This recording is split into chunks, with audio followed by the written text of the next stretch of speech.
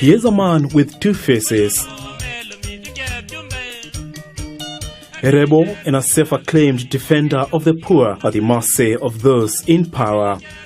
But so far, this Jubilee has failed Kenyans. I have no way. I can't stand as Geter because I believe in, I'm very principled. I cannot stand in a platform to support this regime unless they change. They must fight corruption from the front. They must ensure that our youth get employment.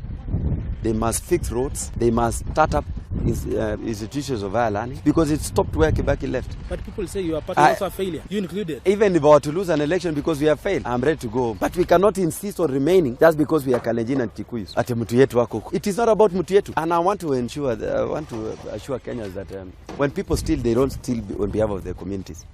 That is the perception that has been created. We are losing this war against corruption because when individuals loot, there is a lot of politics in the war against graft. It is not genuine. Even our president knows he is not genuine. If he was genuine, he should have treated Waiguru the same way he treated Felix Koske and Chirchir and Kamau.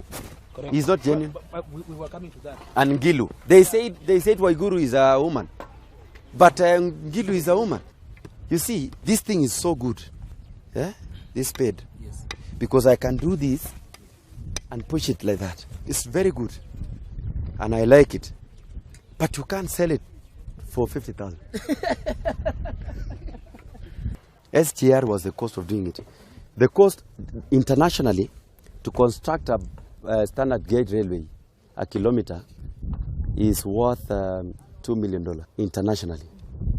Even when our brothers in Ethiopia were doing theirs, they did it for the same price. Tanzanians are currently constructing a railway at 2,700 kilometers at the cost of 870 billion. So if you were to divide the 2,700 kilometers at the cost of 870 billion and you compare the one that they're even suggesting now, they want to loot again.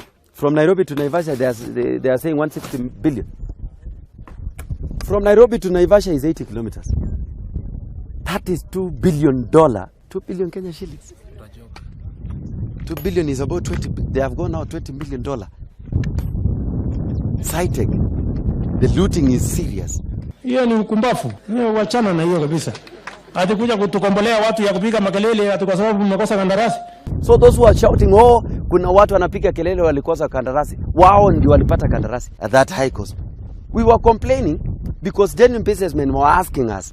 You can call us brokers because the genuine business came saying, genuine businessmen, saying, why are you building this thing for this cost? I can still build it for lesser cost than this. And I'll earn profits, good profits, by building by 3 times the lesser cost than what you are using to build. I want the deputy president, if he wants Kenya to change, he should do a lifestyle audit. Tell him he will run away from it. Tell him to declare his what he was owning before 2013 and now aliuza kuku. Uwezi uza kuku upate hizo vitu zote amepata. We believe they were young so they could do better job. But they are worst. They're the worst. Since independence we've never had a government like what we have. Losing is they will lose. Majority of these people, when you ask them, and this is a Jubilee zone, doing this to our fellow Kenyans. Why are we doing this to our country? Why are we allowing looting to continue?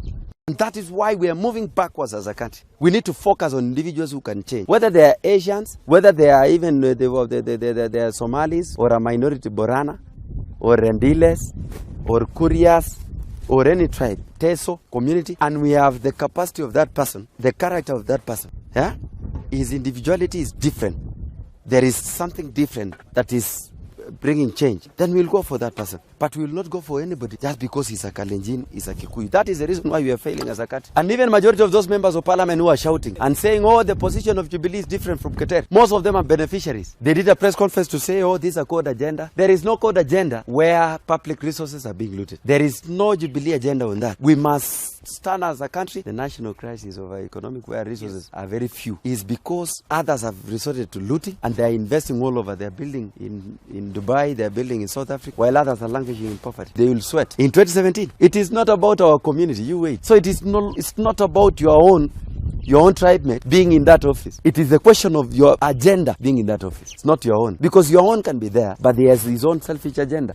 What we should do, Kenyans should elect people who can stand firm over issues, not psychopaths. They should go for individuals who have that character and belief and the strength and the courage to deliver in that parliament, to legislate and bring objectivity. Unajua, nimekuwa nikisema mambo mingi kwa sababu unaangalia. Unajua kuna mambo unaangalia kutoka mbali. Unapima unasema wow, kuna mambo inataka kufanyika. Na unaona sasa viongozi wa bunge, Kindiki, yule wa Senate, Mheshimiwa Duale, wale ni psychopaths. They will say yes, yes, yes.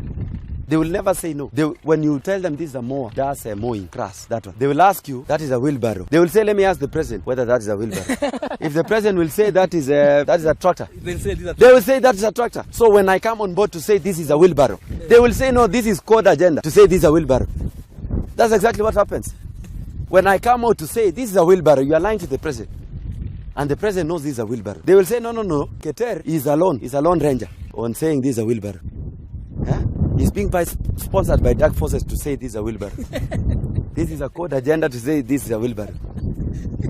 And you can see it's a wheelbarrow. And you see, let me tell you, one thing that they don't know, our Kenyans have gone to school. Those in the street and in any office. The hawkers in Nairobi that you see walking around, even the boys who are assisting me to walk here, have gone to school. All of them. So you cannot lie to everyone every time. You can lie to some people sometimes. You can't say that is not a wheelbarrow and succeed in the Kenya scenario. And the Honorable Duale and Kindikis, the Murkomens, the psychopaths of our regime must realize that Kenyans have opened their eyes and they have realized, oh, who is saying the truth?